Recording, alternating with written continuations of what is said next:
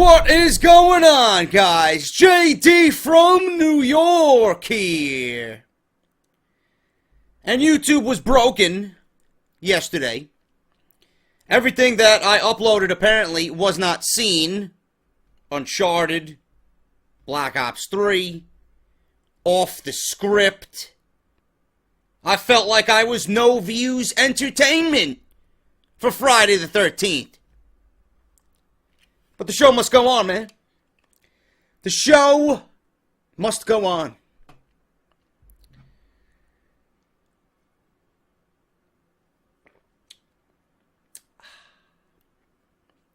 The show must go on because, for one reason, and one reason only.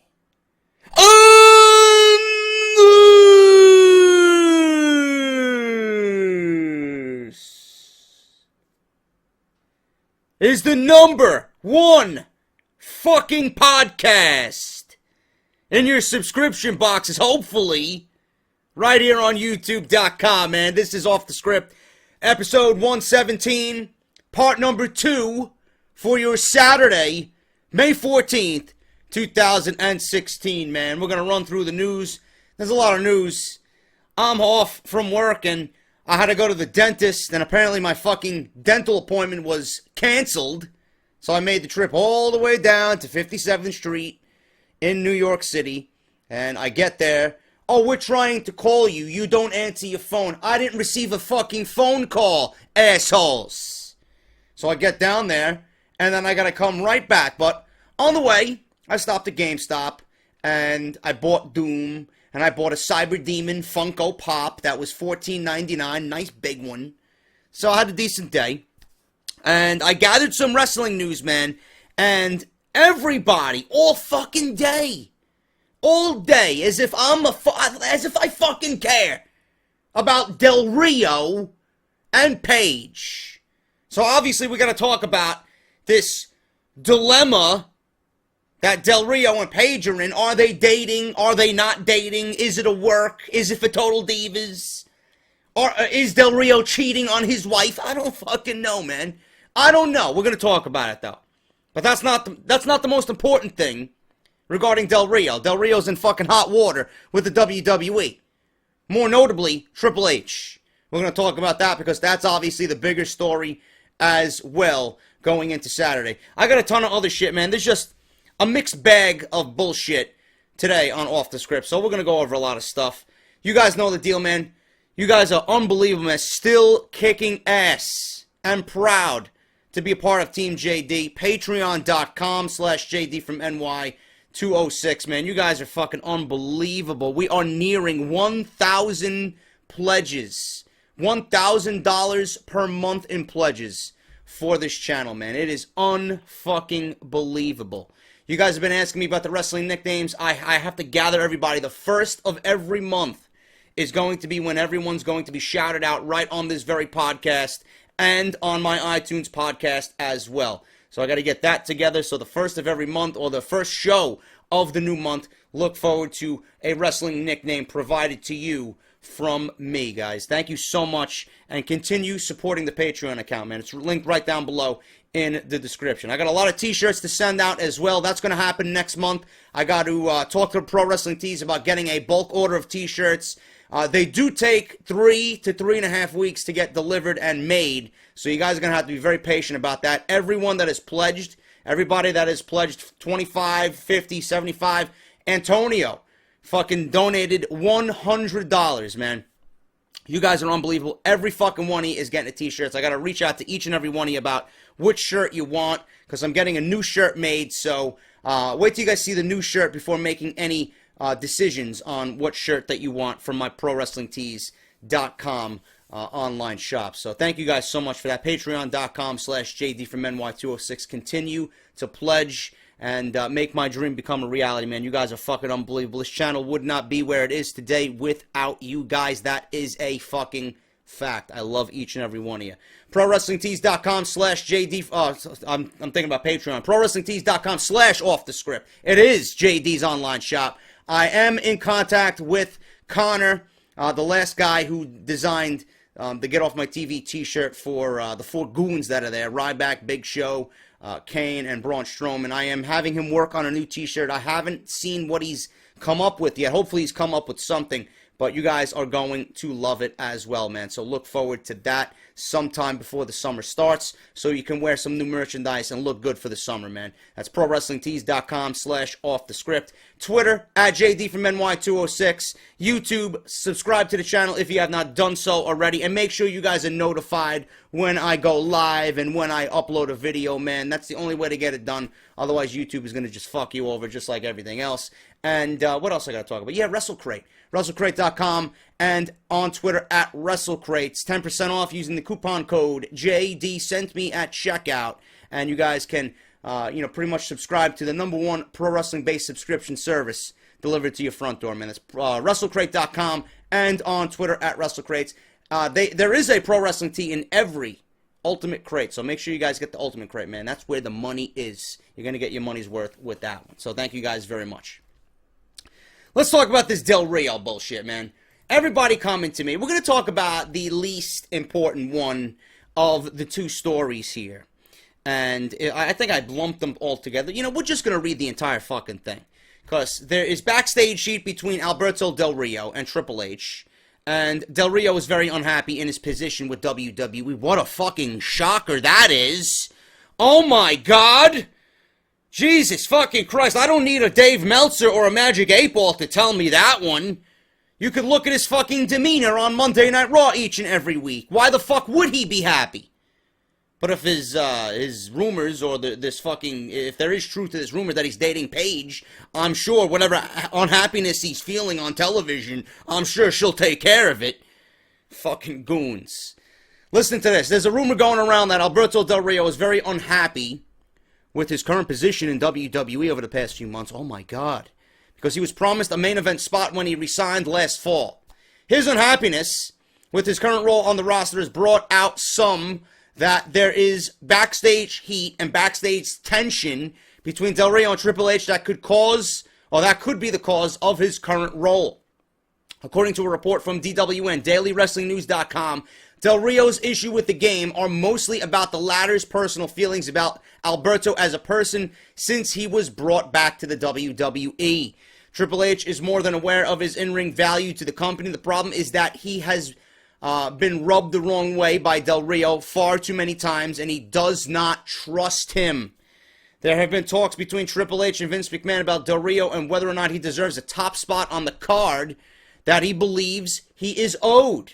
You are owed nothing in WWE, okay? You are owed nothing. Del Rio, reportedly, is making $1.2 million, probably more than that, to come back to the WWE. You should be fucking grateful that they offered you that money. Now, I'm not sure if he's making that money up front just based on his contract. That might have to, do with merchandise as well and other fucking bonuses that they threw in there. But this guy's making a lot of money. And WWE paid him a lot of money to come back to the WWE, okay? He should be very grateful about that. And let's move on because I do want to continue this story. The game believes that Alberto Del Rio will just become a bigger issue backstage once he gets what he wants from officials. He believes that Alberto doesn't deserve any type of special treatment, power, or leverage. There are a lot of challenges to living the lifestyle of a WWE superstar. You are on the road so much that dating becomes difficult, which is why many couples in the WWE resurface within the company. The most popular and perhaps best example would be Stephanie McMahon and Triple H. Also regarding Del Rio, lately there has been pictures floating around that Del Rio and Paige are now an item. Okay? Just like Brie Bella and Daniel Bryan. But a new couple might have broken the internet with some revealing photos on Twitter. Okay, you got John Cena and Nikki. You got Dean Ambrose and Renee Young. You got Lana and Rusev. Those are the couples, the well-known couples in WWE. But apparently Paige and Del Rio have broken the internet. Obviously, this is quite the surprise and has gotten many people within WWE and even more in the WWE universe talking. A lot of people are surprised since these two don't seem like an ideal couple on paper, but the response has been mostly positive. There's a question of the age difference, but most people are surprised because they were under the belief that Paige was engaged or that Del Rio was married. At the moment, this is only a rumor because there is no confirmation at all. However, it seems more likely than not that these two are dating, and they seem very, very happy. All right, let's dissect this piece by piece now. Del Rio, all right, he's rubbing Triple H the wrong way. You don't want to rub Triple H the wrong way, okay? He is your superior. You got Vince, and then you got Triple H. Or Vince, Stephanie, and Triple H combined, okay? You don't want to rub any of them the wrong way, obviously. I said before that Del Rio should be grateful for the amount of money that he is making in his WWE return, okay? But I do understand that Del Rio is unhappy. I would be too. This guy, in his first run with the WWE, was booked so terribly, nobody gave a shit about him in anything that he did.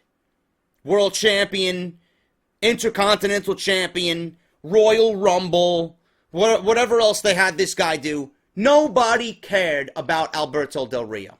Nobody. When he first was introduced, the very first time he was introduced in the WWE, that's when he hit his peak. After that, after they stripped the fucking cars away, after they stripped the whole fucking rich Mexican lifestyle gimmick away from him, once they ripped Ricardo Rodriguez away from him and they put fucking Ricardo Rodriguez with RVD, a fucking combination that I'm still to this day scratching my head over, Del Rio was nothing. Del Rio had everything stripped away from him. Everything that made him unique, they took it away from him. The fucking fucking scarf with his embroidered logo on it, with his name on it. This guy was a cocky prick. This guy was a rich Mexican lifestyle enthusiast, man. He fucking lived the lavish lifestyle. And that's what made him unique. He was the Mexican version of JBL. And I enjoyed that gimmick. That got over. They took that all away from him. Just like they took everything else away from fucking Sandow. Just like they took everything away from Barrett. They took every unique quality away from those guys. They took shit away from Curtis Axel. You know? They took... I don't know. They did it to Dolph Ziggler once upon a time. This is what they do. Because they got over and, you know, they injected some of their own personality into what they are on television. WWE's like, nope, you can't do that. That's against rules. You can only do what we say. You can't go above and beyond what we do because we don't want you to be as popular as the top guys. You know, you gotta maintain your status as a bum. That's what they do. I can imagine that's what they do. That's why Damien Sandow was stripped away of everything. They stripped his pink tights away. They stripped his fucking jumping jacks and his cartwheels and his fucking robe and his towel. They stripped his music away. They put him with the fucking Miz. Everything that made Sandow unique, they took it away from him. Everything that made Bad News Barrett unique, they took it away from him. Same thing with Del Rio. Everything that made Del Rio unique, they took it away from him. And this is a common theme in WWE. Now, I understand why he's unhappy. I mean, look at the way the fucking guy's been booked since he's been back. You bring him back, you have him beat John Cena in 10 minutes because John Cena is, number one, going to film American Grit, a reality TV show for Fox, and he needed surgery. So John Cena willingly gave up the United States Championship in lackluster fashion. There was no doubt about it that John Cena was losing the title. He lost it to Del Rio. Del Rio looked strong. It was in Los Angeles. He got a massive pop. People were happy to see him. And he came out with Zeb Coulter. Now, that was doomed to fail from the beginning. Because that's another thing like fucking Ricardo Rodriguez and RVD. A combination and a pairing that just didn't make any fucking sense. You can't have those two together. I mean, what sense did that make? Why was that logical to WWE officials? You got two guys who are the complete fucking polar opposites of one another. How is that going to work? Zeb Coulter was with Jack Swagger and Cesaro, and he was against everything that Del Rio was. He was against everything that Del Rio is when he was paired with Jack Swagger. Now, all of a sudden, with no explanation behind it, he's okay with Del Rio? He's happy with that pairing? The Mexican flag and the American flag bonded together? That didn't make any sense to me. Del Rio didn't get over because of Zeb Colter. It was just an unusual pairing. You know? People didn't want that. I don't understand how difficult it is to book Del Rio. He went to fucking Lucha Underground. People were fucking praising this guy as a god in Lucha Underground and every other Mexican promotion that he wrestled in. This guy was a fucking god amongst men, making money, winning championships, adored by fans all across the fucking country. He comes to WWE and nobody appreciates him. I know Del Rio is one of the more talented wrestlers that WWE has employed on their roster. How difficult it is to book this guy is just beside me, man. It really is. Del Rio comes out with no luster, with no fanfare. He looks like everybody else on that roster. What made Del Rio unique is when he first debuted with the company. He is just like everybody else now. WWE paid him big money to come in for what?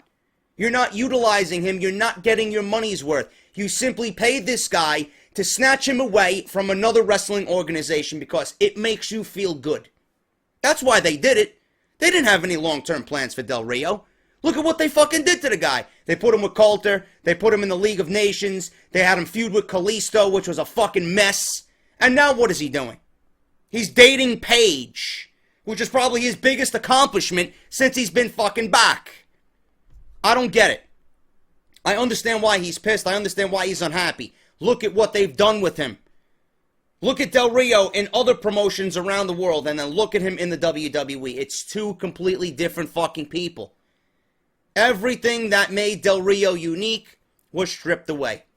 The League of Nations absolutely killed any momentum, and killed any momentum that he could gain in the future. Completely. Done. The League of Nations was a fucking career killer for every one of those fucking guys. Everything that they did, they were made to look terrible. All they did was come together to put Roman Reigns over.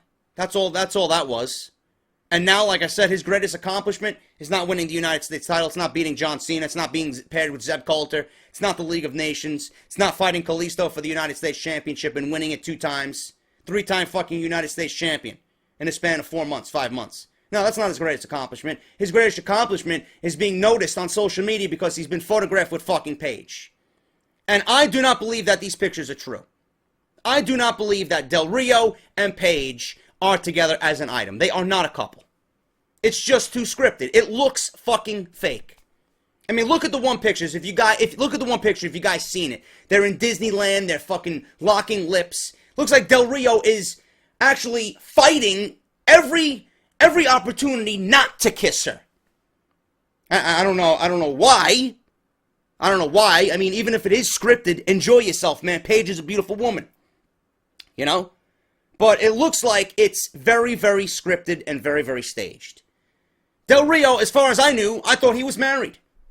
Paige was engaged to some fucking emo fuck on Total Divas. That failed, and I don't even think that was real. She's 22 years old, 23 years old. She adamantly says she doesn't want anything to do with relationships. She's a wild child. She wants to go out there, have her fun, and fucking go to work. That's all she wants to do. But now she's dating Del Rio? This reeks of Total Divas. This reeks of Total fucking Divas. Maybe they needed a new face on the show to help with the ratings. That's what I see. That's my opinion. I mean, how long can Daniel Bryan be on the show? How long can Daniel Bryan be willing to do the show with Brie Bella? How long can John Cena be willing to do the show with Nikki Bella? You know? The Bellas are getting their own show. The Bellas are getting their own show next year. You got to keep that in mind. Nikki and Brie are getting their own show. They are being taken away from the Total Divas show. So John Cena and Daniel Bryan, they might be moved over to that show. So they don't have any dominant male figure on Total Divas anymore. Del Rio, he can slide right on in there. So they figured he's an interesting enough character for Paige, and it is a little loopy that they are together because they are, just like RVD and Ricardo Rodriguez and Zeb Coulter and Alberto Del Rio, they are total fucking opposites. I don't know.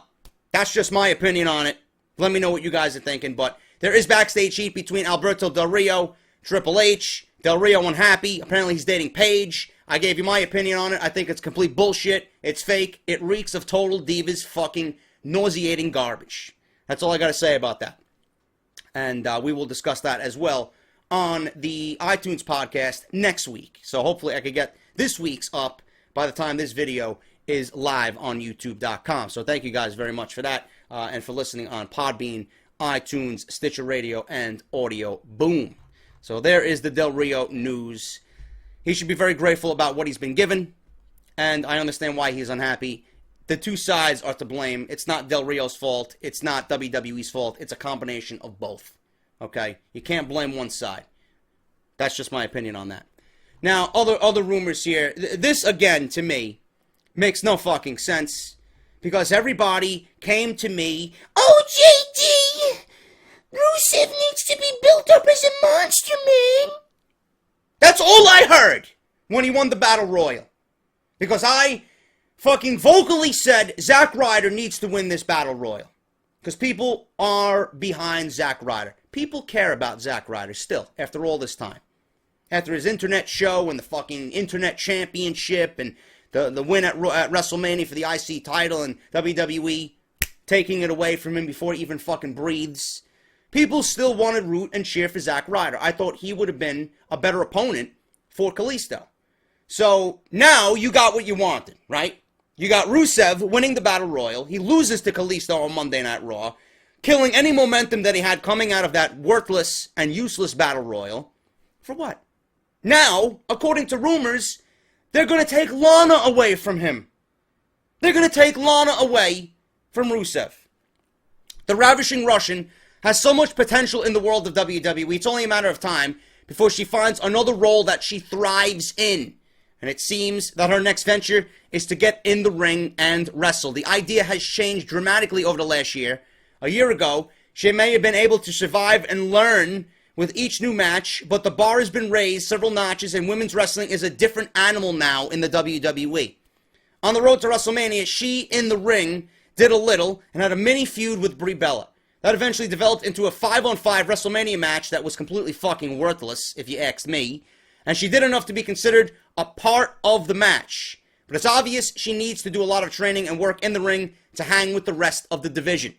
However, that seems to be what Lana is going to do because there is a rumor. Rumor, goons. So if it doesn't happen, don't blame me. Take it with a grain of salt. I should have a fucking salt shaker right on my desk so I could fucking give you guys a little visual. Take it with a grain of salt. Okay? So she's going to be wrestling.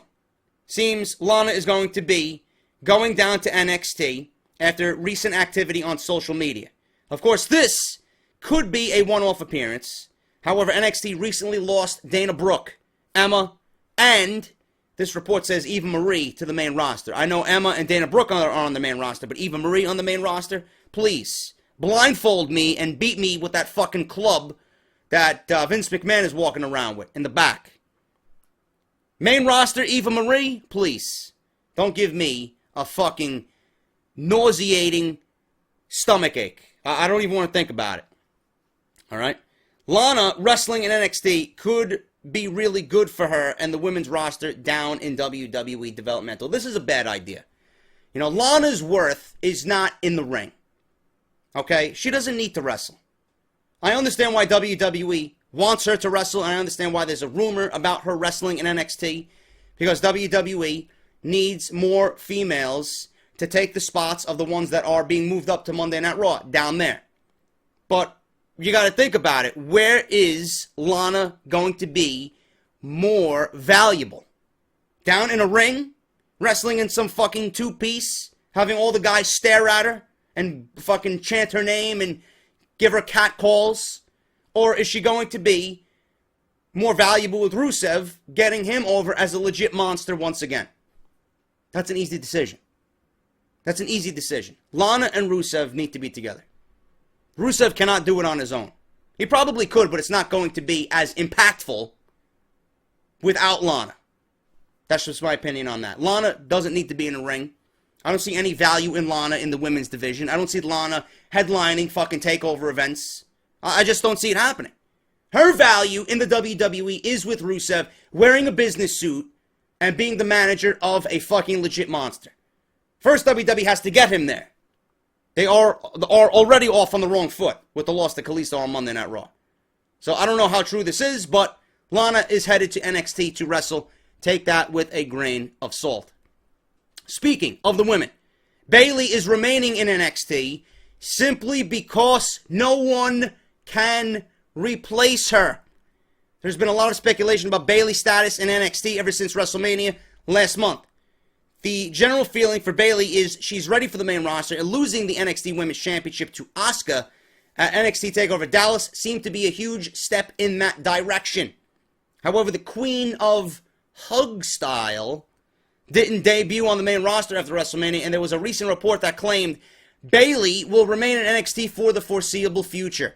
The reasoning wasn't 100% clear as to why, but now it is being reported that she is still in NXT because no one else down in NXT can occupy the top face role that she holds in the NXT women's division.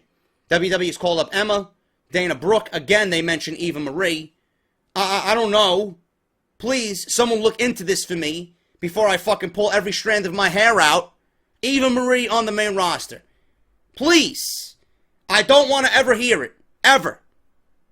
Dana Brooke recently moved up because they were heels. It seems that Bayley will remain in NXT until the powers that be can figure out a replacement for her in NXT. It's understandable why WWE officials would keep Bayley down in developmental, but it's risky because Bayley could potentially lose a lot of her momentum as a face if they wait too long to bring her up. Bayley is not going to lose any momentum at all. She's not going to lose any momentum. She will be ready whenever the WWE calls upon her to be moved up to the main roster. I think this is a right move. You know, keeping her down there is probably best for the company. You got Charlotte, you got Becky, you got Sasha, you got Emma, you got Dana, you got Natty, you know. WWE, you got Paige. WWE's got a lot of women that they can mess around with on the main roster. You don't necessarily need Bayley. Now, we all know Bayley is ready, but you don't want to completely strip NXT from its core by moving Bayley up to the main roster. Yes, she could thrive in any role you give her on the main roster, but where is her value now? She's not going to play a determining factor right away into whatever they got going on in the main roster because that's being occupied by Charlotte, Sasha, and Becky right now. Okay? You don't want to thrust her into something she's not going to be ready for. She's not going to have a role in. She's not going to have a significant role. You want Bayley to make the biggest impact possible on the main roster. Immediately, you want her fighting for that women's championship. Down at NXT, she's more valuable to them because they tour. They're all over the place touring. Bayley is a big ticket seller. She's a big merchandise seller. And the women's division right now has nobody outside of Asuka that is ready to be the face of that company. The face of that division down at NXT. Nia Jax is not ready. Alexa Bliss is not ready. Eva Marie will never be ready. You know, and I don't even know who WWE has down there, to be honest with you. If you've been watching NXT, you see a lot of new faces. Tessa Blanchard down there. You got, I don't know who. There's a few different women down there, you know. Deonna Purrazzo's down there. Those women are well off from even becoming ready.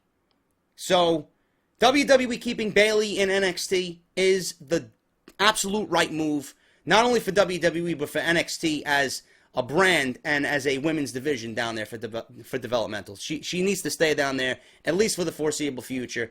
When she is ready, you will know. But Asuka, obviously, is going to be the face of that division when Bayley is ready to move. They do have someone to replace her, but as a division, you can't really strip that division and pull Bayley out. You can't leave it with just Asuka. You need other players lined up to make an impact in that division. And they just don't have that right now. What else do we got? Seth Rollins returning to WWE in early June.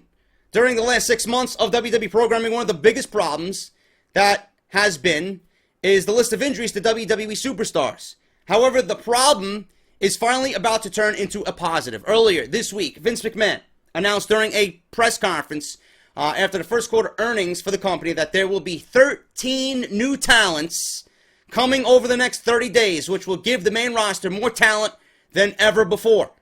Also, during the phone call, he confirmed that many injured WWE superstars will return from injury over the next month or so. For example, it was previously reported that Seth Rollins will return as soon as he's finished the movie Temple, and they call it a WWE Studios thriller. So if it's a thriller and it's named Temple, I'm assuming he's going to have a very, very active role in that movie. It's going to be an action-packed movie. So Seth Rollins more than likely is ready to return. They are just waiting to get that movie done. A new report from DailyWrestlingNews.com is claiming that his timetable is just over a month, and he'll be returning in early June before the Money in the Bank pay-per-view. It's only a month away, but there is no news on what WWE is planning to do with him on television once he returns. He is going to be a huge face when he returns, so it's going to force WWE to turn someone heel. I don't know what they're going to do with Seth Rollins. At this point, I don't think anybody cares. They just want to see him back on WWE television. But I will say this. I don't know if putting Seth Rollins immediately into a WWE Championship feud with Roman Reigns is the best thing. I'm going to say it again. I think the Bullet Club Shield thing could work. But if WWE does not go with that, I do see them bringing in Seth Rollins with his own WWE Championship. Now, this is my logic here. Apparently, someone tweeted me. I don't know if this is true or not. If you guys want to do some investigative work, by all means do so. Someone tweeted me a few weeks back that WWE is getting new plates and a new belt made for the WWE Championship. And it's going to be very, very reminiscent about resembling the old school Eagle belt. Could this be true? And could this be in line for Seth Rollins' return? Could he come back and proclaim himself the new world champion? The undefeated world champion. He never lost his belt. It was stripped away from him. It was taken away from him. So what did he do? He went out and got a new belt, which will be the new flag, the new standard bearer for the WWE. The old school Eagle belt remade for the new era. I think that would be not only a great play on the new era, but to introduce Seth Rollins if they want to put him in a match with Roman Reigns at SummerSlam. Champion Roman Reigns never lost the Seth Rollins never lost the title against current champion Roman Reigns, who is the real world champion. Just have a Shawn Michaels Razor Ramon type feud.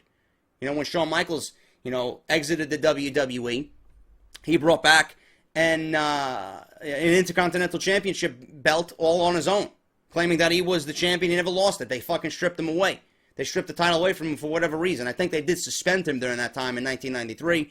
And then going into 1994 at WrestleMania 10, they had the ladder match for both belts. And Razor Ramon was the undisputed Intercontinental Champion. Maybe they're going to do something like that. I don't know. But that could be a way to get Seth Rollins back on WWE television. So if you heard it here first, or if you see it happen, you heard it here first, right here on Off the Script. And finally, guys, right here, we're going to end it.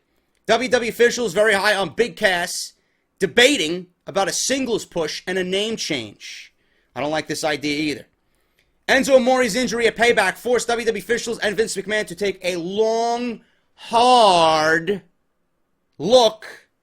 That's what she said. Your mother took a long, hard look at what I got packing in my pants at Big Cass. And they really like what they see so far. Vince McMahon is apparently very high on Big Cass because of his size. And with Enzo injured, there is a lot of talk about what to do with him over the next few weeks or months. It's being reported by DW and Daily Wrestling News that Vince McMahon isn't the only one who is a fan of Big Cass recently. He's been a hot topic of discussion amongst employees of the company, and a push could be in his immediate future. Of course, there is some concern about Enzo's momentum, because if WWE officials begin pushing Big Cass without him, the last thing they want to do is derail Enzo's career, since he has so much charisma, and WWE is aware of that and very high on him as well. It's an unfortunate situation because Enzo's injury will create some extra momentum when he returns, but no one wants to see Big Cass just waiting around on the sidelines either, waiting for him to return. That's not good for anyone. There is another rumor that WWE officials are discussing changing his name as well because Big Cass, according to WWE, is too similar to Big E. And one suggestion for a name change would be Colin Cass. There is said to be a lot of back and forth about a potential name change for Big Cass. So, WWE, in their right mind, thinks that promoting the hottest tag team in the company to the main roster, and then something a freak accident happens, a freakishly fucking terrible incident happens in the ring, it's nobody's fault, and now, because of this, they want to break away Enzo and Cass. This is a fucking terrible decision. This might be one of the worst decisions WWE could possibly make in 2016. I understand you don't want Big Cass sitting around. But in this case, he has to sit around. He has to wait. There's no way you're going to break up Enzo and Cass. There's no way. This is the hottest tag team probably in professional wrestling. You do not want to do anything to break them up. Okay? Especially with WWE getting all these big names back and the roster is going to be fucking stacked by SummerSlam. Why would you fucking break apart your most popular tag team? Why would you devalue the fucking tag team division and void them of a team such as Enzo and Cass? Because you are so fucking impatient, you can't wait for Enzo to get back. So, Big Cass, to you, this is what I see from this story. WWE sees more worth in Big Cass than Enzo. That they cannot wait a month and a half, 2 months tops for this guy to get back. You would sabotage his career because you can't fucking wait. Put him in 6-man tags. You don't need to have him on TV every week. You know? It happened. The Vaudevillains took advantage. Build off the storyline that the Vaudevillains took out Enzo and Cass. And when Enzo returns, you have a storyline right there. Then they can blow through the Dudleys and get right on into SummerSlam and win the tag team championships. Like they are supposed to do. You don't want to break this team up. Enzo cannot thrive on his own. He can't. Their entire shtick, their entire gimmick is as a duo. It is as a duo. Big Cass is not going to thrive on his own. He is not a good mic talker on his own. He seems very manufactured. He seems very unnatural. He's great at what he does. He's got a lot of energy. He's got a lot of charisma. He's got a lot of personality. But he sounds too scripted. Enzo, on the other hand, like that, man. It flows off his tongue. He's a fucking natural.